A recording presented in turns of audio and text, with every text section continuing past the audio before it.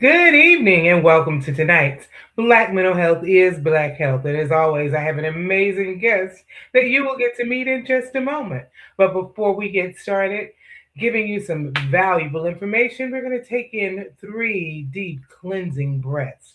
Allow you to put more oxygen in your brain and flowing through your body. Have that woosah moment and just let you relax and decompress from your day.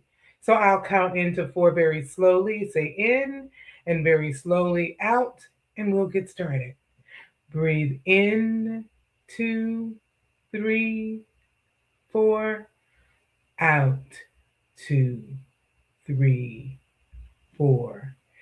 In, two, three, four, out, two, three, four. One more. In, two, three, four, out, two, three, four. How was that deep breathing for you? Feel happy. Feel happy. All right, all right.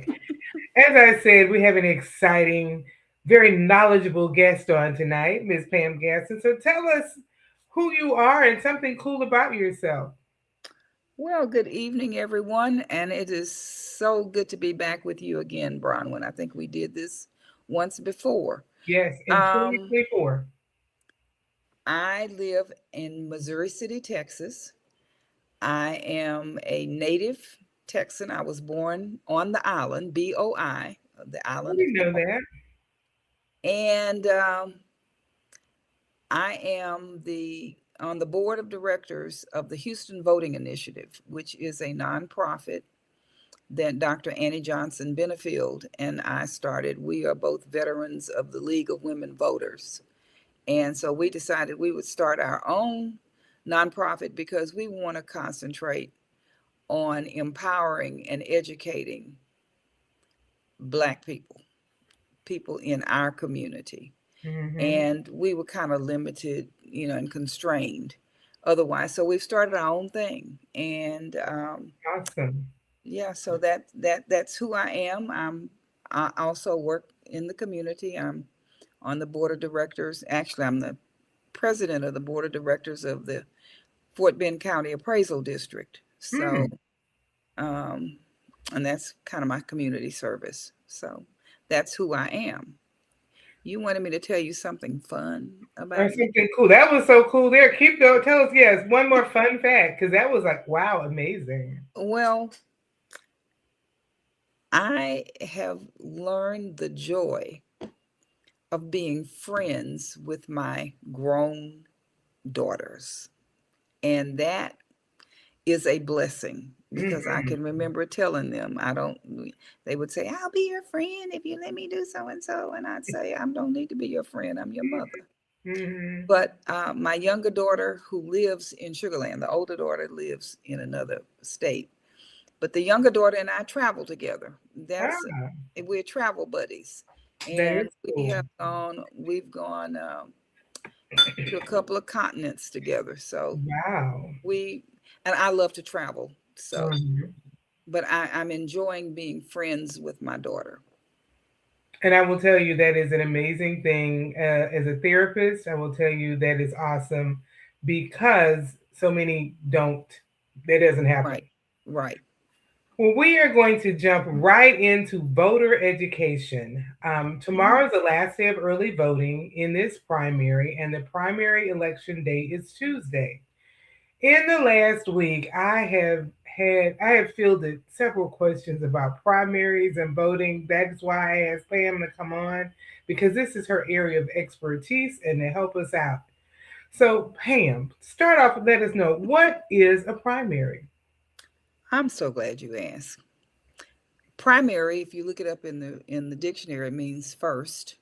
Um, the primary is the first opportunity to vote to determine who's going to be on the ballot in November. So the parties, the Democratic Party and the Republican Party, each hold their own primaries, and they put their candidates on the ballot. So you go and you vote. When you go to the poll, they're either going to ask you, because we do not register by party in Texas. So when you get to the poll, they don't know. You have to tell them which ballot you want. So you ask them for a Republican ballot or a Democratic ballot, and you take that ballot and you vote. You are voting in the primary for only one party's candidates, because you're voting to determine who's going to be on the ballot in November. So those Democratic and Republicans. Now we have other parties in the state. You got the Libertarian Party and the Green Party. They do not have primaries. They are going to have conventions this summer. They will have, their people will be on the ballot in November, but they don't do primaries. So Mainly because there's so few of them, and the parties have to pay the county election administrators to run the election, and so it's very expensive for them to do. So they don't do it. So the primary is the setup for the election in November. Right. And in order to advance to the November primary, a candidate has to receive 50% plus one vote to advance without a runoff. Now, I'm sure that for those of you who may have voted already, you see that there are some races that have. I think on the Republican side, the governor's race there are 5 people. On the Democratic side, I think there's 7 or 8 or 9 people. I think 9. You can almost rest assured that there are going to be runoffs. So I need you to put your sneakers on and start getting prepared, because you're going to have to go back to the polls in some of these races. On May 26th is runoff date. You're going to have to go back to the polls and vote for these people who did not get 50% plus one. So in a runoff, it's only one day. Are there any early voting for runoff? Yes, there's early voting. Oh, yes. Okay. All elections in Texas, there is an early voting period. So there will be an early voting period in May. Don't make me lie, because they haven't published the exact date. But we know the date of the runoff. Yeah, but there'll be about 10 days before May 26th. And you know, folks, you know, May, that's Mother's Day and graduations and all of that. But let me tell you something. Put voting as your priority. We all love our mothers. I'm a mother. But if you love your mother, go vote. Thank you. If you love yourself, go vote. If you love yourself. So then after that's settled, then we go to the general election. Is the first Tuesday in November. And that's what we are. One more time, want to make sure everybody gets it. What we're doing in the primary is determining the ballot for November. That is correct. Cool. That is correct. So I do want to say this about the primary, that prior to the 40s and 50s, Black people couldn't vote in the primaries. That's true. And the reason why I know this, my great uncle was one of the persons who fought to have that, Reverend A.A. Lucas, and there was a court case, Smith v. Albright. It had to be a law. So don't take your primary vote for granted. Right. So even when we could vote, we couldn't vote in primaries. And the reason that's significant, we didn't get the right to vote to determine who would be on that ballot. We now have that right. Right. And so Dr. Lonnie Smith was from Houston, and he, factoid, he was Barbara Jordan's uncle. And he was a dentist, and he filed that lawsuit in 1944, and it went all the way to the Supreme Court. And they ruled in favor of Dr. Smith by a vote of 8-1. So it's very, very important. Let's get into a few of the nitty-gritty things about voting. Are there some things we need to know about mail-in ballots? Is it too late, or what do we need to know about mail-in ballots? Or should we do that or avoid it? Well, you know, there are reasons that people vote I vote a mail-in ballot. You know, Okay. I've been voting mail in since I was 65 years old, and that's almost 13 years. Okay. So, but you have to be, and I do it more because I was a named plaintiff in the lawsuit about mail-in ballots. Mm. Is the League of Women Voters, Pam Gaskin et al. Against Greg Abbott. Mm-hmm. And we won that. Now, the Okay. Fifth Circuit Court overturned it. But what I would like to tell you, if you have a mail-in ballot and it's still sitting on your dresser or your desk, tomorrow is Friday. The post office has changed its regulations on postmarks. So usually we counted on if it went in the box that day, it got postmarked that day. That's not the case any longer. The post office now sends it to a center, and it may take 2 days to get to the center and then be postmarked. In order for your mail-in ballot to be counted, it has to arrive at the elections office by 7 p.m. on election day, not the next day. And somebody was on a radio station today in Houston and said, oh, you have until the next day for your ballot to get there. That is not true. It has to be there by 7 p.m. So the So this, postmark doesn't matter anymore. no, it doesn't. They're not going to look, so Mm-hmm. what I would tell you, if you're sitting out there and you still have your mail-in ballot, this is what you do. If you can go to the polls, because some people can't go to the polls Mm-hmm. because of disability or whatever.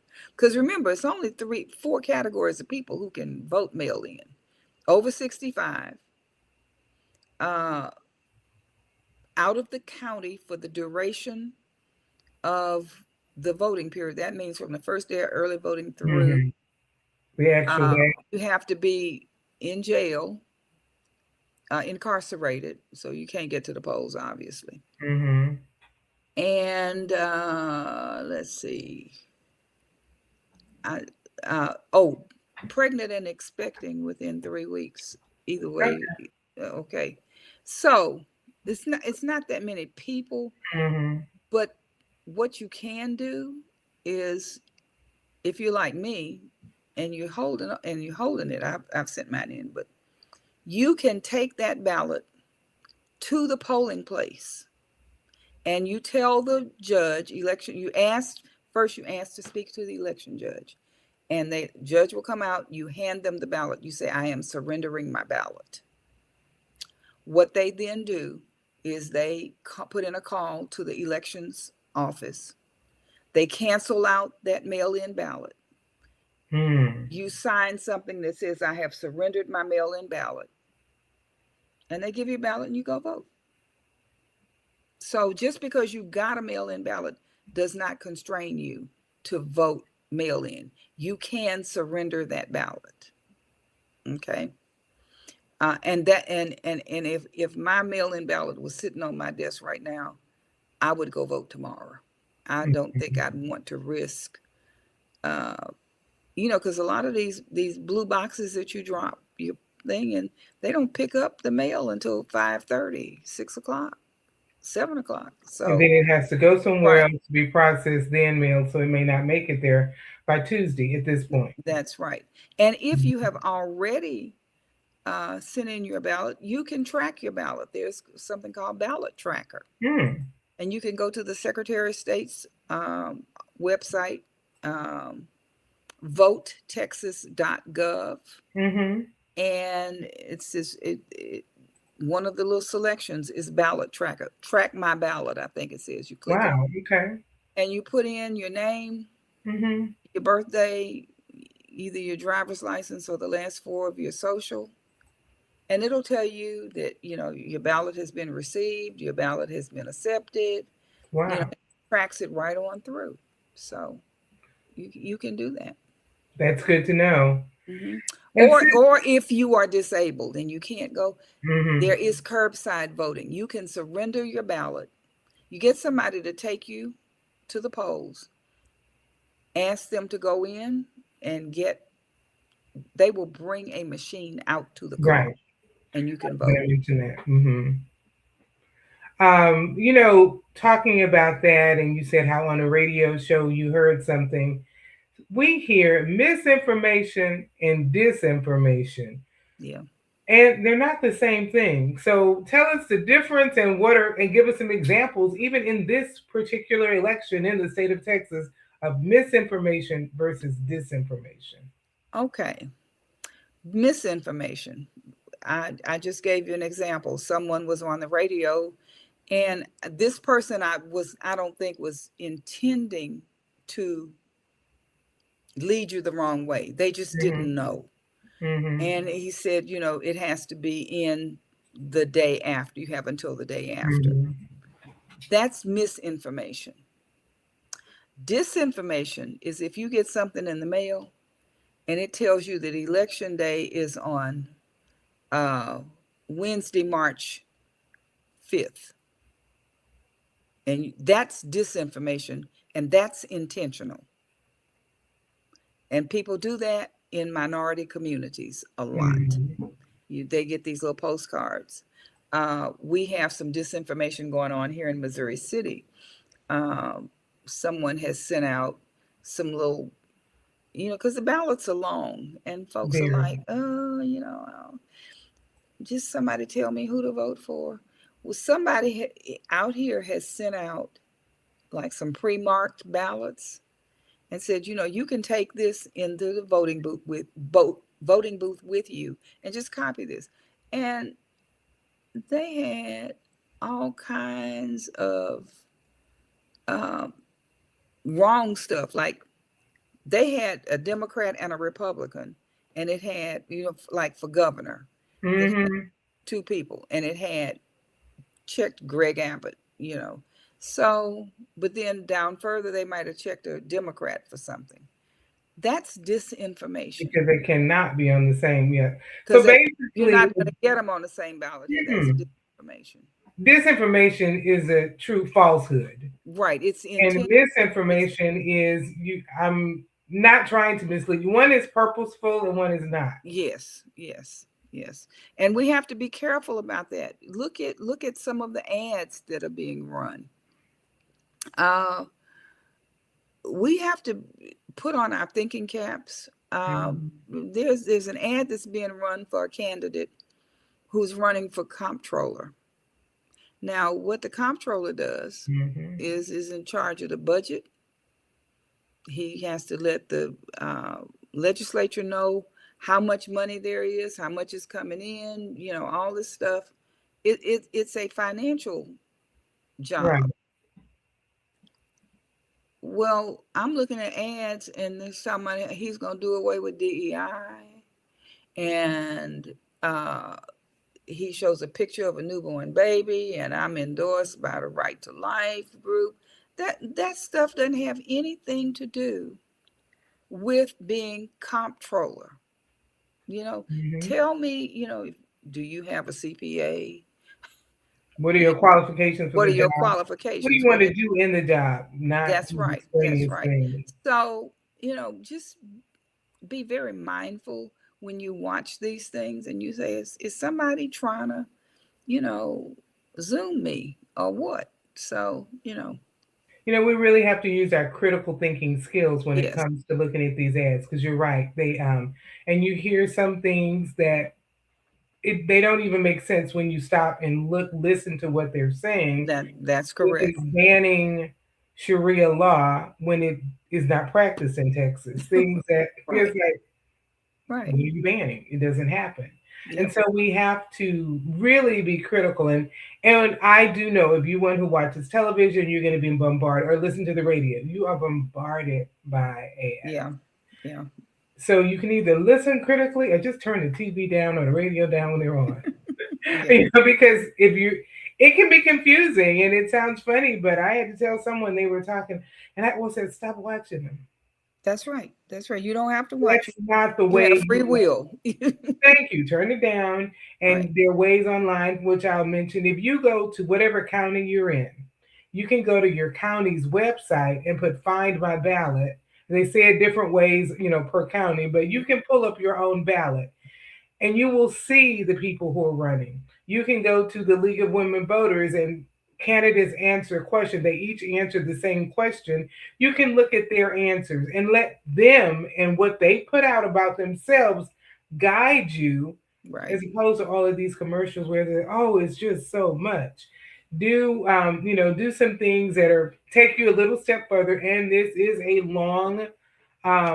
very long ballot, but every race counts. Speaking of that, we have a lot of judges on there, Oh and there are yeah. different types of judges. Could you speak to that? And how Yeah. do we know about all these different judges? Well, and that's what people say, oh my God, all those judges. Well, we live in big, for those of us who live in large counties, there are lots of courts to Mhm. handle all the things that go on. So um, you have criminal district judges, you have civil district judges. Those two handle quite different things. Obviously, criminals, they handle, assault and murder and all that sort of stuff. Whereas the civil handle disputes. They handle if somebody hasn't paid me $100,000 for a service that I did and I want to sue them for recovery. That's in civil court because the person hadn't committed any bodily harm. They Mhm. have not, you know, I might consider that they've stolen money from me, but they didn't, you know, go in my bank account and take money out. Mhm. Um, there are also county courts at law. County courts of law are the ones that do adoptions, divorces, family law things. Um, you hear about these activist judges, these judges who, um, in Houston, we had a big thing about because we elected 19 Black women Mhm. judges in 2018. And oh my God, they had a fit. Uh, so they started changing the rules on how you elect these judges. Well, one of the things they said is, they're soft on crime and they're not setting the bail. Judges can set bail however high they want to. They are not constrained. In federal court, they are constrained by how Mhm. much. But in the judges that we're going to be voting for, they're not constrained. A woman down here killed two of her children. They set her bail at $4 million. Okay, so and I can assure you, she was not able to come up with four Mhm. hundred thousand dollars or a house that she could uh, put up for her bond. So judges can do that. So they're civil court judges and criminal court judges, and but all judges are required to follow the law. And you will hear people talk about the rule of law. The Mhm. rule of law simply means that no one is above the law. Period. That's what that means. And these judges um, do that. So there are very real differences. Then you have your appeals court judges. In Texas, we have a dual system. The Texas Supreme Court hears civil matters. They are the highest court for civil matters. Those appeals, you have the appeals court, the Court of Criminal Appeals. Mhm. That is the highest court. That's the Supreme Court for folks who are in prison and they want their sentence thrown out, or they're appealing the Mhm. lower court's rulings. The Court of Criminal Appeals, they only do criminal law. The Texas Supreme Court does all the civil cases. And that's good to know because we see all these categories and we just don't know what to do. We Yeah. are so quickly running out of time. I want you to um, speak to what happens if I get to the poll either Friday or Tuesday and my name is not there and they say I should use a provisional ballot. What is a provisional ballot? Should I use it? How do I avoid it? Can you speak to that? Yes. If you go to the polls tomorrow and they tell you you're not, well, whenever you go to the polls, if they tell you you're not on the rolls, the very first thing that you check, you make sure that you're in the right county. Because if you live in Dallas or Houston or San Antonio, there are all these little counties that are adjacent. Mm-hmm. And like I used to work in Houston, which is Harris County. And if I'm coming home from work and I want to vote, because you can vote anywhere in your county, you know, some people stop at one of those voting places that's kind of, we don't know where my county starts and Harris County ends. And they may be in the wrong county. You may be in the wrong county. So that's the first thing you check. Make sure you're in the right county. Then if they say, no, you're in the right county, but you're not on the rolls, you say, well, I have a voter registration card. It came in the mail. Why am I not? And they said, well, you're going to have to show proof. Now, if you do that tomorrow, you always have time to go back. Don't take the provisional ballot. Get your proof of who you are and go back on Tuesday to vote. So that, but if you go on Tuesday and that happens to you, vote that provisional ballot. But then you have 6 days to cure the error. And they're going to tell you your address is wrong. Maybe you moved from one county to another. And they're going to say, well, you're going to have to vote in this county, in the county in which you live. So you go and you know, maybe you can't go do that. So you take proof of where you live, a utility bill or something that shows your name and where you live, and you go back to the polls. And you go not to the polls, you go to the elections office and tell them you are there to cure your provisional ballot, because provisional ballots are not counted unless the reason for the provisional ballot has been cured. And cured just means solved, resolved. Cure just means that you have taken care of whatever the issue was. It's no longer an issue. It's no longer an issue. In the last minute and a half, I want us, I know, Okay. Wow. I want us to make a comment about what the proposals are. You know, when there are on the Democratic side, there are 13 proposals, and on the Republican side, I think there are 11. Right. Now, what are those? What are we actually voting on? Okay, those are, unlike what we voted on in November, which were amendments to the Texas Constitution. Mm-hmm.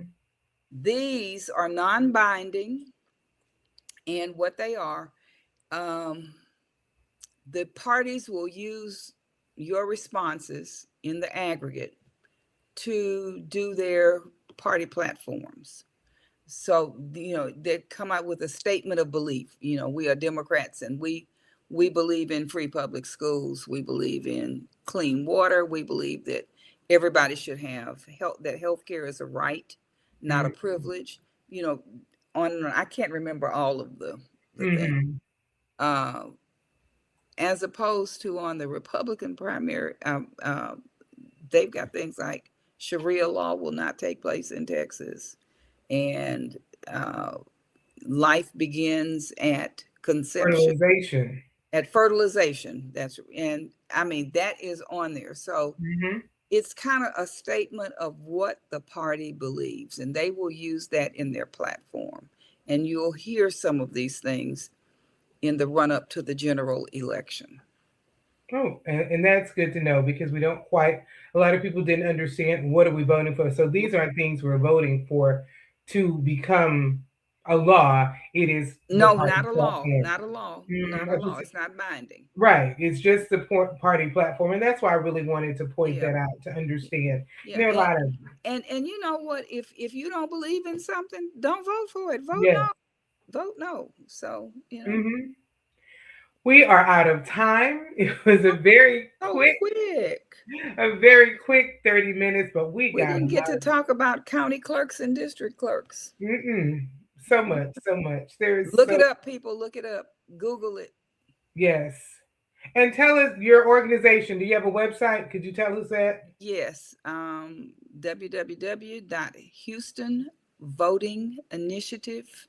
www.houstonvotinginitiative.org. houstonvotinginitiative.org. And even if you're not in Houston, they have information that can benefit you. Yes. Just Yes. looking on that site. And if not, go to the League of Women Voters, and it's vote411.org. And you can find out anything you want to know about all the positions and all of Mhm. the ballots. You can pull up your own ballot. So just please, but I beg you, I implore you to vote. Take 5 people, be responsible for getting 5 people to vote. If you have children, take your children to the Mhm. polls with you, because the way we start a culture of voting is that we show our young, that Mhm. this is what we do. And if you need to be convinced, I know I'll look and find Selma and look at that movie. On Netflix, you can find it You on. can find it on Netflix. And if you are not, Don't know what to say I about don't this. know what to say. You can't be my friend. Yeah, true. Well, I want to thank you again for coming on, and we are over time, but it was time well spent. I Thank always you. like to end my show with a call to action, and this time the call to action is just one, which is always what I end with: vote, vote, vote, and be an educated voter. Yes. All right. See you next time.